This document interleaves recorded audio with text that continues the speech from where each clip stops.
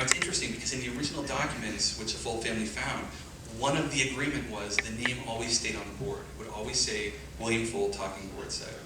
And so like I've told them many times, I bring it up in every conference call I have with Hasbro, that in their next version, they stick William Fold's name back on there. So if you ever feel like sending an email or dropping a letter, you should do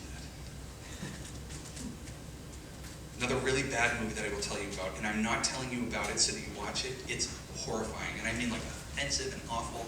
So I get a lot of contacts to consult. And one of the movies that I got was called Black Devil Doll. And it's black exploitation, 1970s. The plot of the movie is this kind of black radical character is executed in San Quentin.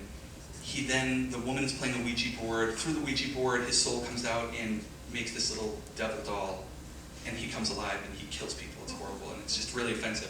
But there is a fantastically funny Ouija board scene in there. It ranks upon the best. But when I got this script, I read it and I was like, oh, there's no name. I cannot put my name on this. This is horrible. Of course I bought it right away and watched it immediately when it came out. But it does have a great scene in it. But I would tell you, if you're interested in seeing the scene, tell me, I'll email it to you. It's really fun.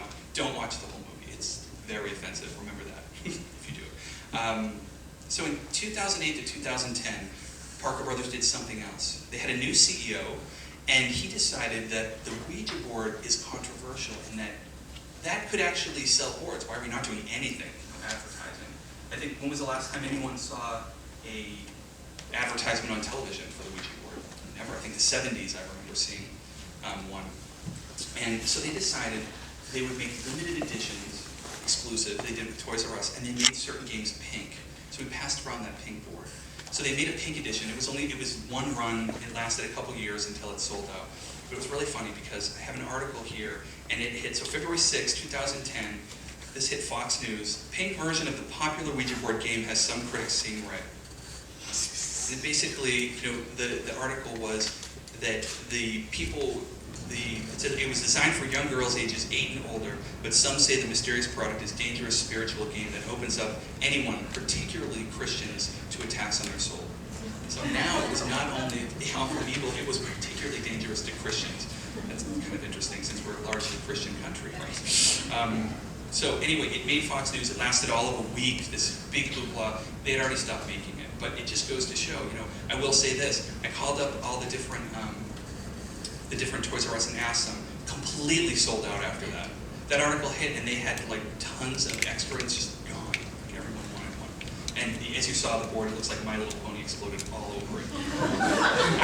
They sent me that when it came out. I was not a big fan, but it sold. So I was wrong. It sold. What can you do?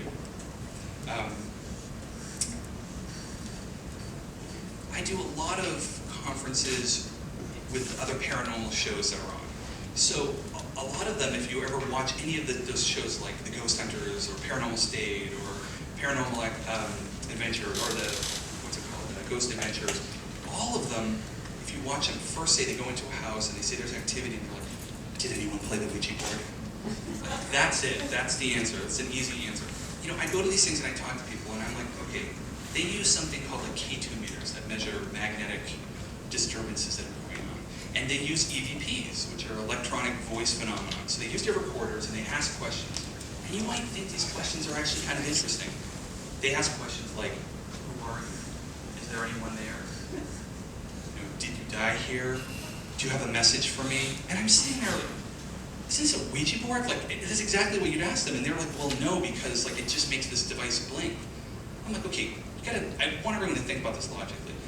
If something out there that doesn't have a body that you can see can make something blink, it can probably just slap you upside the head too, right? Like, I don't have Casper the Friendly Ghost book.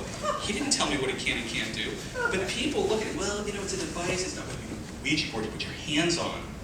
Put your hands on it. And that's how it gets you, that it comes through you. And look, right up into the beginning, the people who used the Ouija board were showing people that it was something moving it, but there are people who believe that you are opening yourself up to having it done. Again, I would tell anyone who does, anyone who's interested in the paranormal, the spiritual, if there's danger in making contact. I don't think the Ouija board is any more dangerous than anything you might use to ask questions and get it back. just that the Ouija board's been around for 121 years. And if you've been around for 121 years, you've got all these stories and all of these things. And again, what do people remember? What makes the news?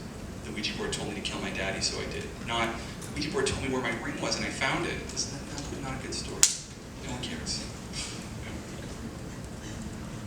It was really funny. 2010, Betty White was on SNL. Does like everyone remember or see that? So she did a really interesting skit, and in it, she was talking about Facebook and how Facebook was for losers, and she can't believe anyone spends that much time on it. But one of the things that she talked about was they asked her, well, Facebook's a great way to reconnect with your friends. And she was like, my friends, if I want to reconnect with my friends, I have to pull out the Ouija board. It was fantastic. And again, I love to see that because it just goes to show, if you talk to someone older, they will always tell you something funny about the Ouija board. They'll say, oh my gosh, I remember when we played that with my sister, we pushed it around, scared the hell out of her. And they laugh. You show it to someone in their 40s, 50s, 60s, and they'll be like, we're not having that in the house. That's not Christian. That's not right. We get that, throw that right out of there. It's a funny thing. Today, you see younger people walk right up to them and grab them.